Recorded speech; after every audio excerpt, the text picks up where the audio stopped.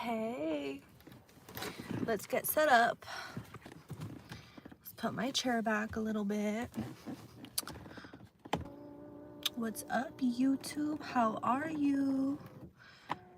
I wanted to start consistently coming on live because I've seen the effects of that yesterday and I really liked the outcome. As you know, we're gonna start out this live with my lip combo.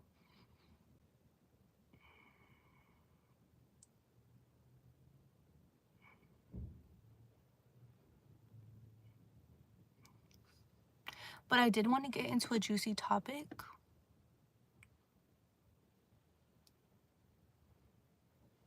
And it is, beauty is in the eyes of the beholder. And it truly is, you guys. It truly is. And I wanted to talk a little bit about that. I wanted to talk a little bit about the female's perspective of beauty in the eyes of the beholder. I can't really speak much on the guy's perspective, but I will share something I think about men. Let's start out with that.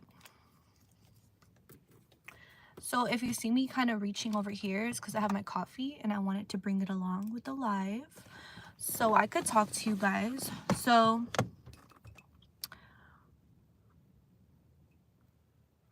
let's get into it. I also brought a little snack with me because I'm a child at heart. And they're just these little cookies because I like to have a little snack with my coffee. Now, let's talk beauty in the eyes of the beholder. For men, I feel like men are visual creatures. So I feel like a man finds what a man finds attractive in a woman at first is her looks. Okay. Men have always been visually stimulated, and as you know, it's a real pandemic nowadays with men, you know, having a wandering eye or whatever. And I don't blame them. Like, if you really think about it, like, this society has gotten very sexualized, and women are just kind of putting themselves out there, sometimes in a very negative light. And I don't think like I don't think that um all women put put themselves out there in a light where men always do that to them. How am I doing today? I'm doing really good. Welcome to the 9 people on this live, and that's why I came live again, because I wanted to girl power. Yes.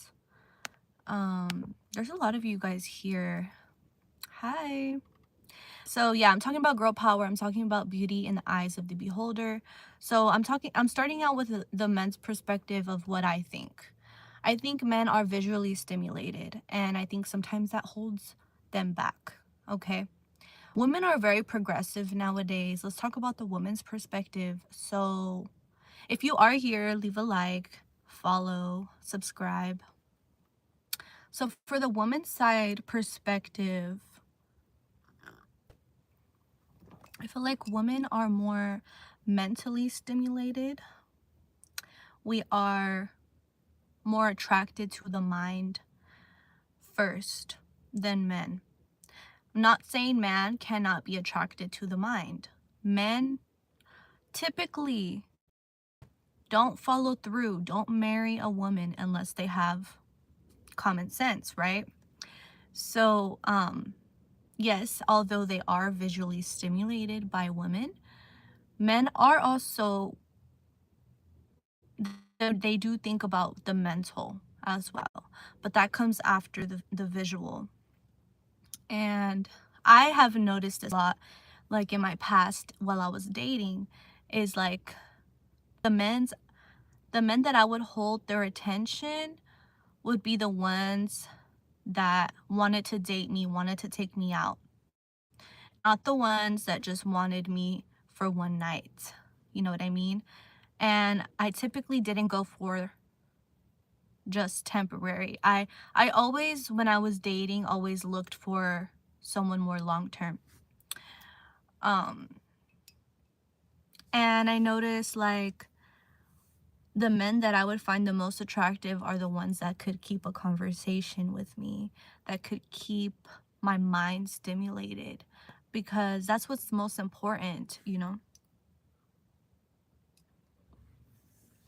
What's most important for a woman is someone who can listen, someone who can look past just always using them as an object, right?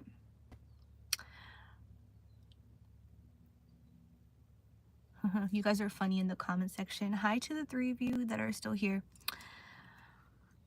So yeah, I think that you should always be yourself in any relationship that you're entering, if it's friend, if it's relationship, a romantic relationship. You should always be yourself, because that's always going to higher your value, you know? People that rely basically only on looks, your value drops, because you're not working on yourself. You're not working on the parts that need attention. And I will say, you know, this year has been a big year of growth for me in terms of my romantic relationship, because there's some parts of me that were very ugly and I really need to fix. And once my partner pointed it out, I was like, you're right, you know? And that is what makes you attractive. What makes you attractive is acknowledging, taking acknowledgement of the parts of you that need work. And there's people out there that will never, ever take accountability of their actions, of their character, right? Because you can be so beautiful on the outside, but what's on the inside, like Lauryn Hill, you know, um, when you really are a gem, baby girl, respect is just the minimum. You know, like you have to be a gem, you have to sharpen yourself, and in order to shine, right? Thanks for the likes, you guys.